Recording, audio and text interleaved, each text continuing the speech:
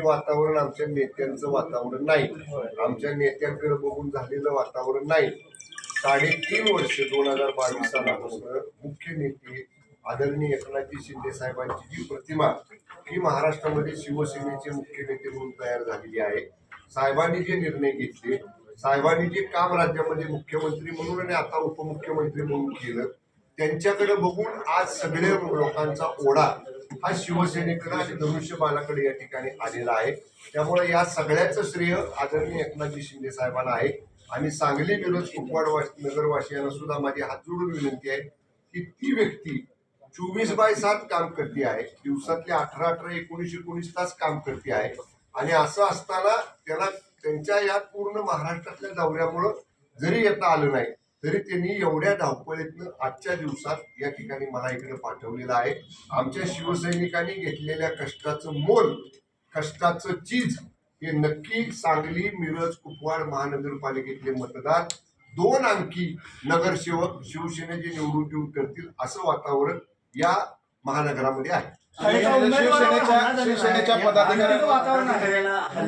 निघण्यापूर्वीच police अधीक्षकांशी सविस्तर बोलणार आहे।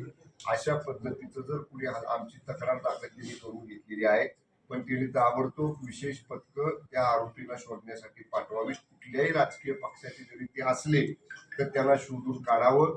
जर पोलिसांनी या प्रकरणात जर हायलगर्जीपणा केला, जाणीवपूर्वक कुणाला पाठीशी घालण्याचा प्रयत्न केला तर नक्कीच ही बाब उपमुख्यमंत्री आदरणीय एकनाथजी शिंदे साहेबांना निदर्शनाला आणून दिली जाईल। मग आदरणीय एकनाथजी शिंदे साहेब राज्याच्या पोलीस महासंचालकांशी या बाबतीत बोलतील, तर सत्य पोलीस शोधून काढतील ना। पण कोणा त्याच्या गाडीचं नुकसान मोठ्या प्रमाणात केले असं कुणाला कायदा हातात घेण्याचा अधिकार नाही ना। आता आमचा गुन्हा दाखल करून घेतलाय, आता समजा तुम्ही म्हणताय तसं काउंटर म्हणजे क्रॉस कंप्लेंट, त्याला काय एव्हिडन्स आहे का बघावं लागेल ना।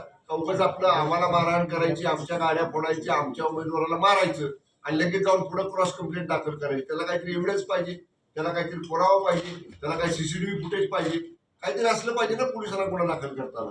त्यामुळे मी स्वतः एसपीशी बोलतो आणि जर इम्पार्शियली कोणाचाही दबाव न घेता जर पोलिसांनी चौकशी केली तर योग्य आहे, जर नाही केली तर ही सगळी बाब माननीय उपमुख्यमंत्री एकनाथजी शिंदे साहेबांच्या निदर्शनाला आणली जाईल आणि मग माननीय उपमुख्यमंत्री एकनाथजी शिंदे साहेब या बाबतीत राज्याच्या पोलीस महासंचालकांशी बोलतील। शिवसेनेची ताकद ही भगवा आणि धनुष्यबाण एकच आम्हाला वंदनीय शिवसेना प्रमुख हिंदू सम्राट स्वर्गीय बाळासाहेब ठाकरे साहेबांनी शिकवलेला आहे। त्यामुळे या क्रॉस शूटिंगची आम्हाला तर काही भीती वाटायची गरज नाही।